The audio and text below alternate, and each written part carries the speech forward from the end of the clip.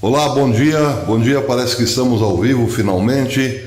Temos aqui 6 almas na live e 2 likes. Muito obrigado pelos 2 likes. Agradeceria se houvesse mais. Bem, pessoal, o motivo dessa live é muito simples. Eu estava vendo agora alguns comentários sobre a live de ontem, desse mesmo tema, a Revolução Globalista.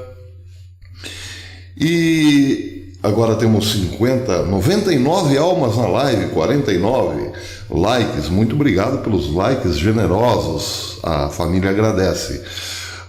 Um grande abraço à nossa querida amiga Ofélia Monteiro, que está aqui hoje trabalhando, como ontem também, Ofélia. Já voltamos às boas, já estou aqui contabilizando os seus ganhos, está tudo certo, hein? Um beijo no teu coração, querida amiga. Bom, temos os 184 almas na live, 124, vamos começar de novo. E o motivo dessa live é muito simples. Eu continuo no tema Revolução Globalista. Não era para fazer agora uma live, ainda farei à noite a live que tinha planejado. Essa é de última hora. Por quê? Porque agora há pouco eu estava dando uma lida nos comentários da live que fiz ontem à noite sobre o mesmo tema, Revolução Globalista, e deparei-me com o seguinte comentário, muito simpático, um comentário muito agradável, muito carinhoso. Começa dizendo o seguinte, o comentário é assinado por Gustavo Andradas. Ele diz: boa noite, professor. Até o minuto 30 o senhor parece desconhecer completamente a Casa da Holanda, onde foi criada a primeira Bolsa de Valores e onde magnatas competiam pela tulipa perfeita. Ora, o que é o Rotem, o que é a Schild, o que era a primeira Bolsa e por que raios o maior porto do mundo fica na Holanda? Certamente não é pela posição geográfica. O comentário muito simpático levou-me a essa decisão. Farei uma live agora, antes do almoço, porque ele, de fato, o Gustavo tem razão. Precisa sim algum esclarecimento. Eu já havia falado sobre tudo isso e num programa já bem antigo, num vídeo aqui já bem antigo, os mais antigos do canal lembrarão a história do dinheiro. Fiz 2 ou 3 programinhas, videozinhos curtos falando sobre isso, sobre esse tema. Mas ele tem razão, porque no contexto da Revolução Globalista, principalmente a respeito do vídeo de ontem, que eu começo falando de um fenômeno interessante do século XVIII na cidade de Frankfurt, da Alemanha.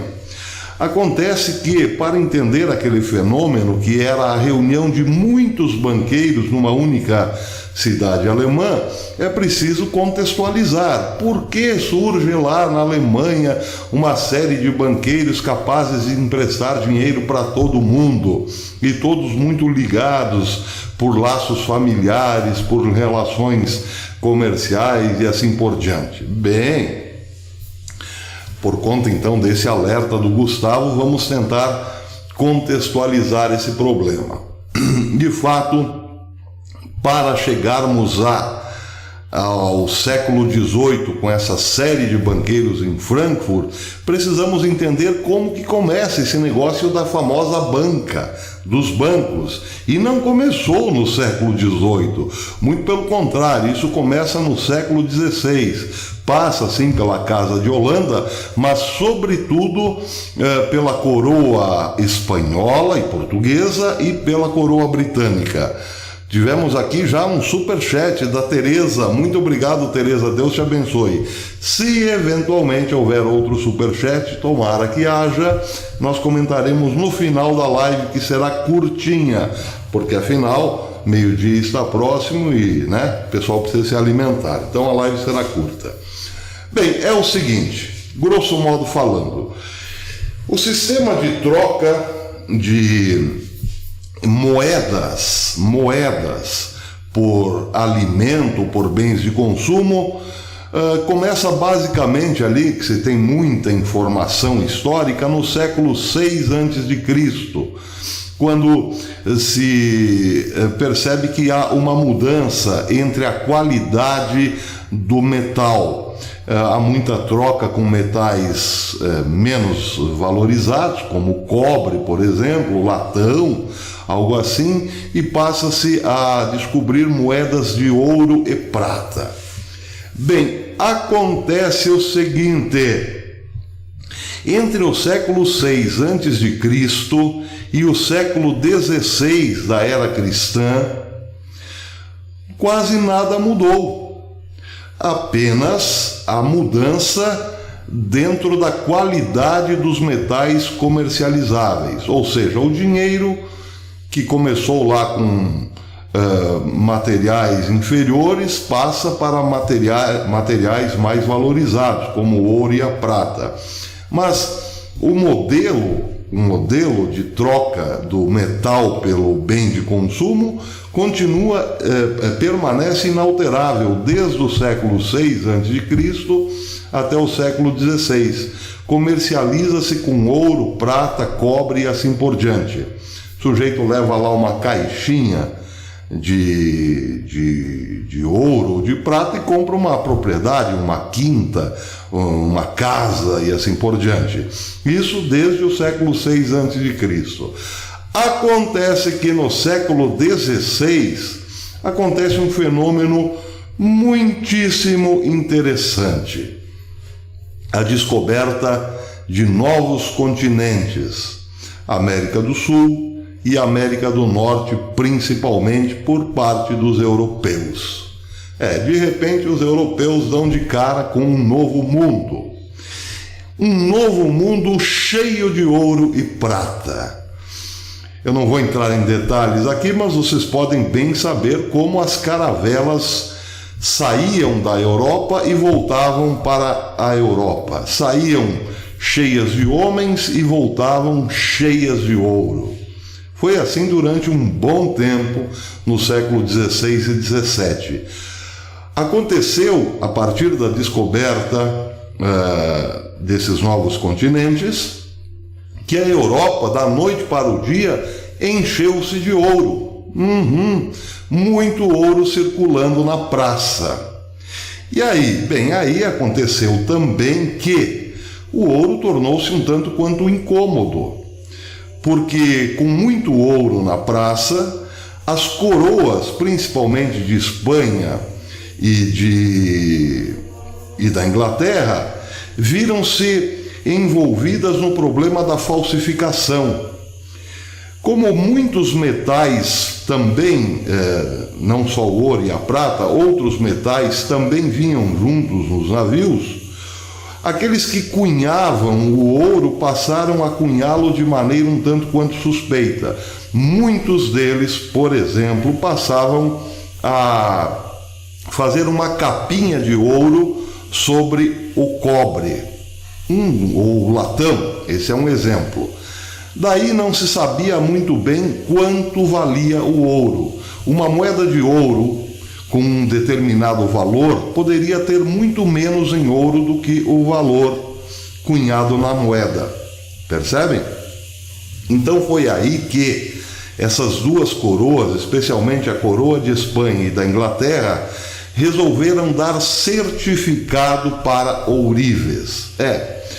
A coroa da Espanha, que recebia muito ouro, passou a entregar esse ouro para ser cunhado por ourives com certificado. Só ourives com certificados da coroa tinham autorização para transformar os lingotes ou as pepitas de ouro em moeda. Por quê? Porque a coroa depositava confiança nesses determinados ourives.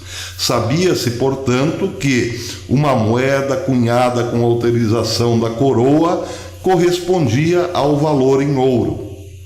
Já outros ourives que não tinham certificado da coroa também ganhavam muito dinheiro na falsificação, como disse.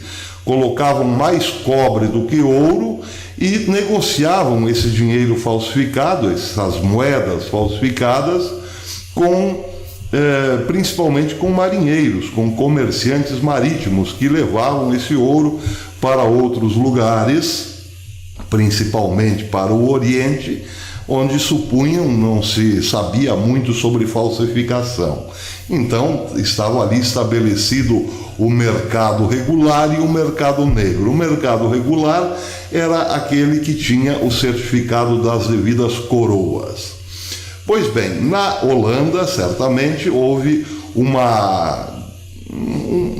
digamos assim, o apogeu. Foi exatamente na Holanda em que surge esse apogeu por conta do grande fluxo de navios que passavam pela Holanda como entreposto para dirigir-se a outras terras. Ali prosperou e muito o mercado negro, razão pela qual a Casa de Holanda obrigou que todo o todo o ourives passasse por uma fiscalização da Casa de Holanda para só negociar, digamos assim, poder imprimir o ouro, imprimir o dinheiro, se tivesse certificado. Bom, começa então um controle muito rígido sobre as moedas e a partir da Holanda se estabelece também um valor quase que igualitário para o ouro em todo o continente, para que não houvessem distorções. Tudo isso eu estou passando muito de largo, porque não é nisso que eu quero chegar.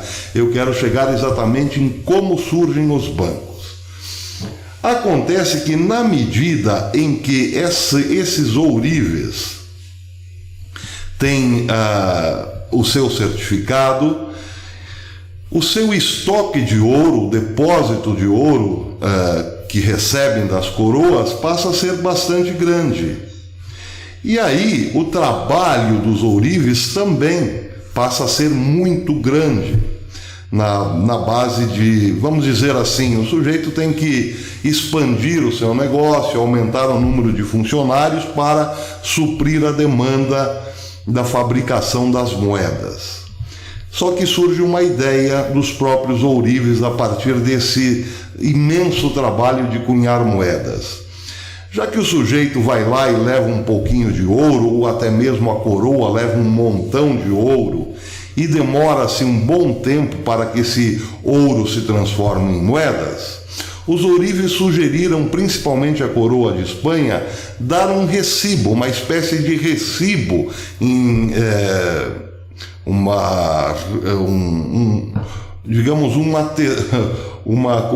como poderei dizer, um certificado de que tanto em ouro, um tanto de ouro foi depositado naquela ourivesaria, portanto o depositante recebe um recibo e fica aguardando a confecção das moedas.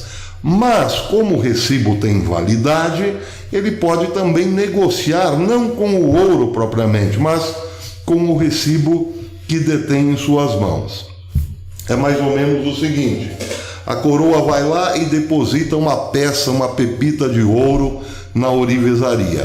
A ourivesaria dá um papel, um pedaço de papel referente àquele ouro. Só que esse papel passa a ser negociado no mercado como se fosse o ouro. E aí o que aconteceu? Outro fenômeno. O papel popularizou-se. Claro, porque o sujeito poderia levar dobradinho no bolso uma grande quantidade de dinheiro que não precisaria, por exemplo, ser colocado em caixas ou ostensivamente mostrado para a sociedade. O sujeito, para carregar o dinheiro equivalente a uma casa, teria que levar uma caixa cheia de moedas. Agora, com o recibo da ourivesaria, o sujeito poderia carregar a mesma quantidade dentro do bolso sem que ninguém soubesse. E aí popularizou-se o papel, popularizou-se o recibo, e muita gente, além das coroas, investidores particulares, passaram a fazer o mesmo. Levavam suas pepitas de ouro para as tais ourivesarias e recebiam um papel equivalente àquele depósito e passavam a negociar com esse papel. A popularização foi tão grande que os papéis poderiam ser de qualquer valor, valores pequenos inclusive. Então o sujeito que queria ter lá uma moeda, um valor equivalente às compras do dia, tirava um dente de ouro, levava ao ourives, recebia um recibinho equivalente àquele dente de ouro e fazia pequenos negócios com aquele papel, sem precisar levar o ouro propriamente, ou as moedas. Popularizou-se. Ali tornou-se popular o papel e não o ouro. Só que isso deu uma grande ideia aos ourives.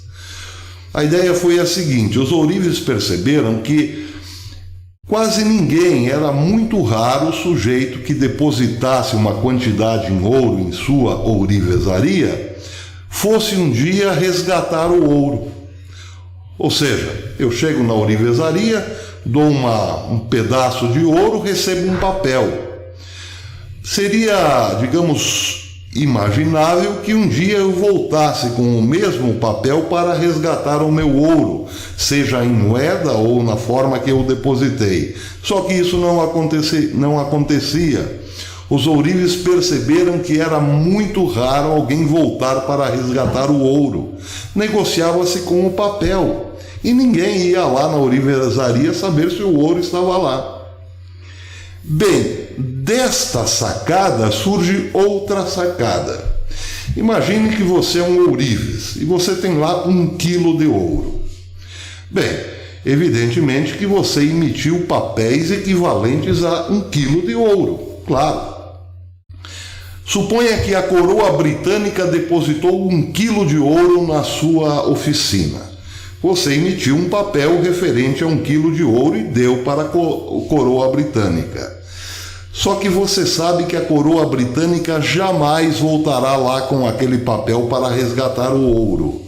Então surge a ideia do seguinte: bem, nós temos aqui 1 quilo de ouro e demos o recibo referente a 1 quilo de ouro. Por que não fazermos outro recibo equivalente ao mesmo quilo de ouro? Assim, teremos 2 quilos de ouro, um que é real, está guardado na oficina, e outro que é virtual, mas que serve para o negócio lá fora. Então o sujeito que tinha 1 quilo de ouro inventou, criou uma maneira de ter 2 quilos de ouro da noite para o dia. Que bacana, não? E deu muito certo, porque ninguém nunca foi lá buscar o quilo de ouro virtual. Se alguém eventualmente fosse com o papel buscar resgatar 1 quilo de ouro, o quilo de ouro estava lá como garantia. Só que isso não acontecia. Então, os ourives tiveram ainda uma segunda ideia: por que não fazermos 3 recibos de 1 quilo de ouro e termos 3 quilos de ouro da noite para o dia? Pois é, e assim aconteceu. O sujeito que tinha 1 quilo de ouro real passou a ter mais 2 quilos de ouro virtual, ou seja, mais 2 recibos. Começou a sobrar recibo dentro da ourivesaria. E aí o que fizeram os ourives? Começaram a emprestar dinheiro, só que a juros. E sem muita preocupação, porque sabiam que ninguém iria resgatar o ouro. Então o sujeito que tinha 1 quilo de ouro como garantia emitiu títulos na ordem de 3 quilos de ouro. Pois é, só que havia 1 só quilo de ouro lá dentro, como lastro dos recibos. Os recibos, por sua vez, eram usados na praça para comprar, para revender, para isso e para aquilo. Portanto, a praça trabalhava mais com uma quantidade maior de dinheiro virtual do que real. Percebem? E isso aumentou progressivamente a ganância dos banqueiros. Chega um momento em que 50% de todo o dinheiro nas praças principalmente na coroa da Holanda, da Holanda, da Espanha e da Inglaterra, é na base de 50%. O dinheiro virtual passa a ser 50% do dinheiro real. Com a ganância, esse número vai aumentando. Chega um momento em que a banca, ou seja, os ourives, detém nas suas oficinas, nos seus cofres, apenas um quarto do valor do ouro, um quarto do valor real do dinheiro que está emitindo. Foi um grandíssimo negócio. Claro que esse negócio corria o risco, evidentemente, de afundar se todos de repente fossem lá na ourivesaria para resgatar o devido ouro. E aí o que fazem os ourives? Criam uma espécie de sociedade secreta de ajuda mútua. Até porque muitos deles eram realmente parentes, se não parentes, pelo menos ligados por uma cultura. A comunicação, esse tipo de acordo começa na Holanda e estende-se para a Alemanha. Quando nós chegamos no século XVIII, 1770, antes disso, 1750, por aí, uma série de banqueiros, descendentes daqueles primeiros ourives lá do século XVI, já estão unidos em laços familiares. Para quê?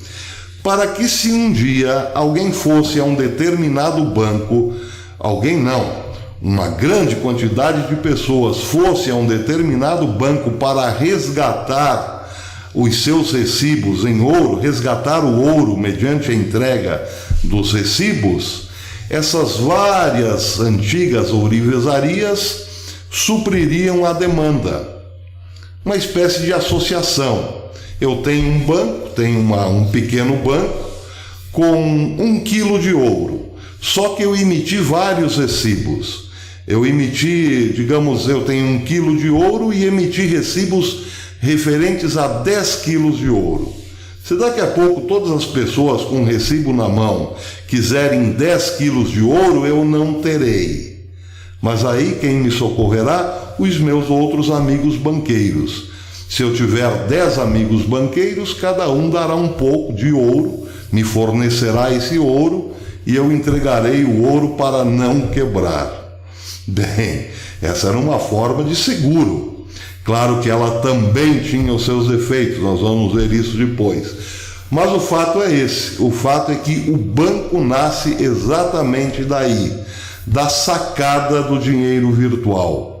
Não, como ninguém vem resgatar o ouro, eu vou emitir vários recibos e deixar na gaveta. Quando alguém precisar de dinheiro, eu oferecerei esses recibos.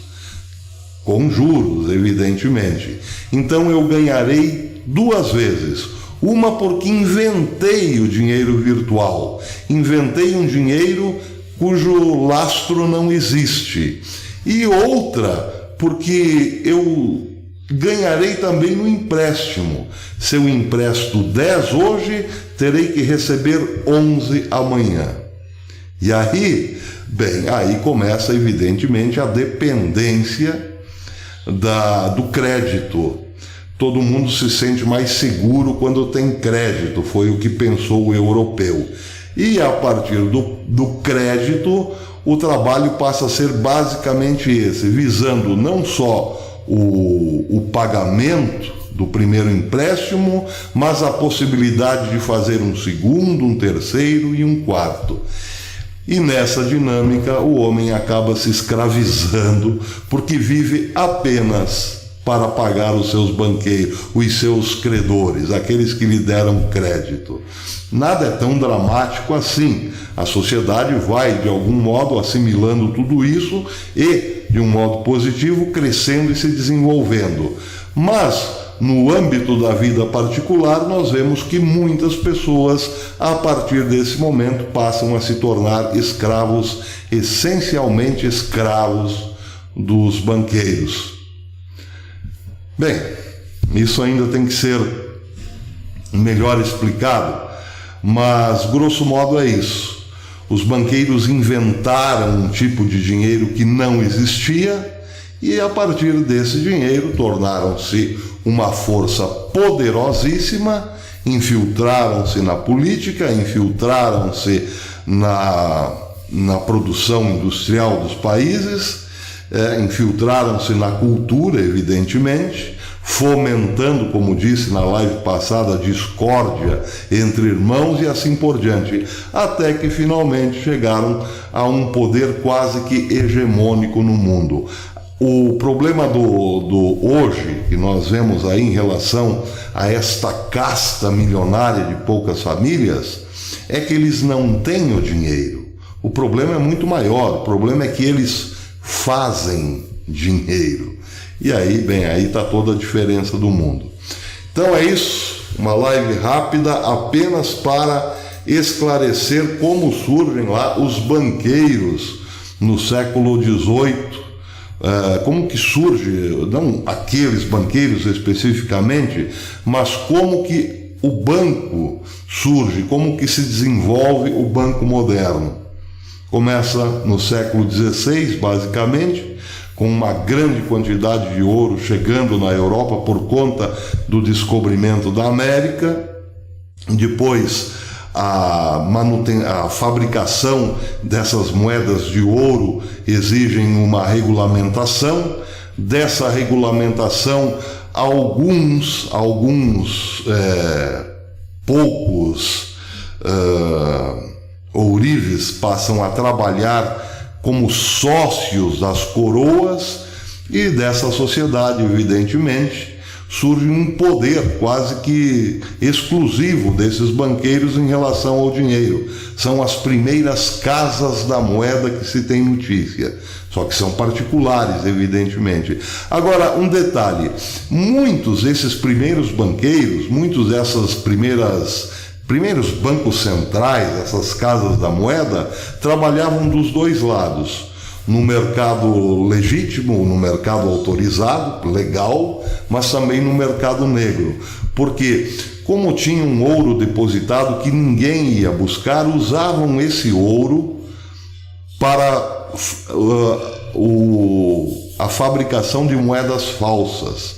Pegavam um pouquinho desse ouro e entregavam para outros ourives fazerem moedas falsas com mais cobre do que ouro, para outros mercados em outros continentes. Assim eles foram construindo desde o século XVI um monopólio, o monopólio do dinheiro. Quando chega no século XVIII, os banqueiros, principalmente os de Frankfurt, são sim realmente muito poderosos. Já no século XVIII está dado ali toda a força dos banqueiros capazes de revolucionar o mundo a partir de então, principalmente no começo da Segunda Guerra, que foi onde a gente começou essa explanação. Espero que tenha ficado claro a resposta ao nosso Gustavo Andradas. Pelo menos de modo bastante resumido, é isso. Você tem razão, sim.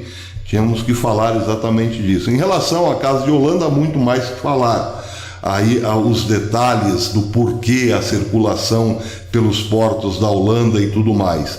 Mas, a rigor, o que acontece na Holanda é o seguinte: a força da Holanda está no fato de que muitos viam com bons olhos o mercado negro do ouro.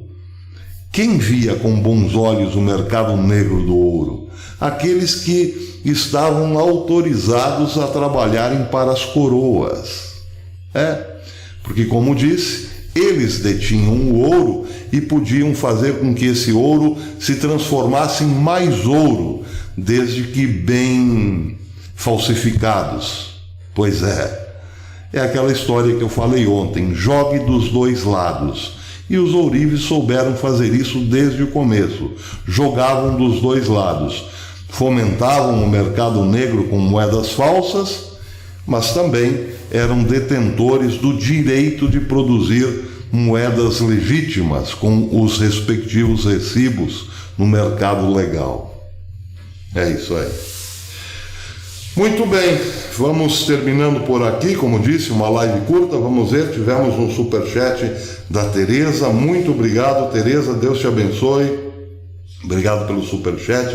O Cláudio Cristiano Perpétuo mandou um superchat.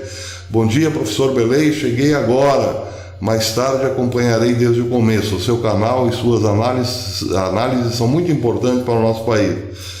Muito obrigado, Cláudio. Deus te abençoe, irmão. Obrigado pelo superchat. À noite eu venho com outra live, se Deus quiser. Cleonice Rage mandou um superchat. Cleonice, nossa querida amiga, Cleonice Rage. Que o Eterno abençoe sempre, professor. Amém. A você também, querida amiga. Deus te abençoe. Um domingo abençoado para você e toda a tua família. O Carlos Lima mandou um superchat, mas não fez nenhum comentário. Muito obrigado, Carlos Lima. Deus te abençoe, irmão. Deve estar lá nos Estados Unidos. Ogro e Pet, muito obrigado pelo superchat. Grande mestre, abraço, Ogro. Grande abraço, irmão. Abraço de um ogro para outro ogro. Deus te abençoe. A Vera Jensen mandou um superchat também, acho que está lá, está em Salt Lake City, nossa querida amiga. Muito obrigado. Eu sou the best. Não mereço, mas agradeço, Vera. Deus te abençoe. Adoro seus vídeos. Muito obrigado. Deus te abençoe. Um bom domingo para você aí em Salt Lake City. Gostaria muito de conhecer. Até faria uma visitinha lá ao nosso amigo Mitt Romney. Ele é do senador por Utah, né? Claro.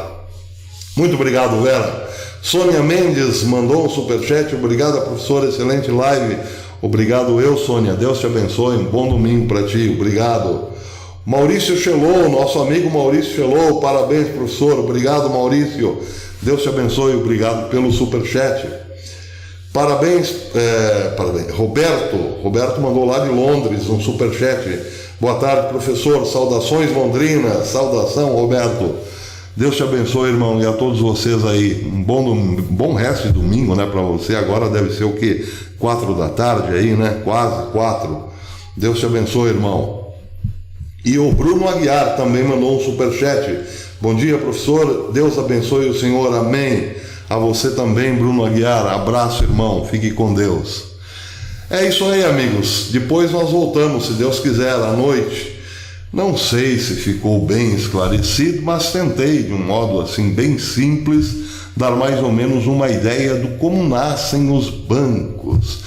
Dê-me aqui um ouro e eu darei um recibo. Depois darei outro e outro e outro, porque eu sei que ninguém irá pegar este ouro. A menos que um dia queiram quebrar o sistema todo. Por isso, se você for ao banco atrás de um dinheiro e o banco estiver fechado numa segunda-feira às 2 da tarde, tome muito cuidado. Todo mundo tem certamente esse cuidado hoje. Não deixe todos os ovos numa única cesta, como dizia minha avó, porque pode sim acontecer. Esse é um risco que começa no século XVI e está aí até hoje. Mas calma, depois nós vamos falar também sobre isso. É isso aí, pessoal. Muito obrigado, Ofélia. Deus te abençoe pela tua participação. Muito importante a tua presença, querida amiga. Muito importante. Obrigado a dona Lucimar, que não está aqui agora porque está fazendo lá uma lasanha, uma lasanha de queijo e presunto. Oh, glória! Mas senão ela estaria aqui. Obrigado, dona Lucimar. Tá fazendo lasanha, mas está de olho. Ela disse que tem mais um superchat do Lucas Mazin. Muito obrigado, Lucas. Bom dia, professor. Chegando agora também, mas vou voltar desde o início. Tamo junto. Muito obrigado, Lucas. Volta aí, o vídeo fica. E depois eu vou postar também lá no Manual da Filosofia Professor Belei, outro canal que nós temos aí só para esses conteúdos mais de filosofia política, metafísica, enfim, e também um pouco de história. É isso aí. Um bom domingo a todos e até à noite, se Deus quiser. Fiquem todos com Deus. Obrigado a todos.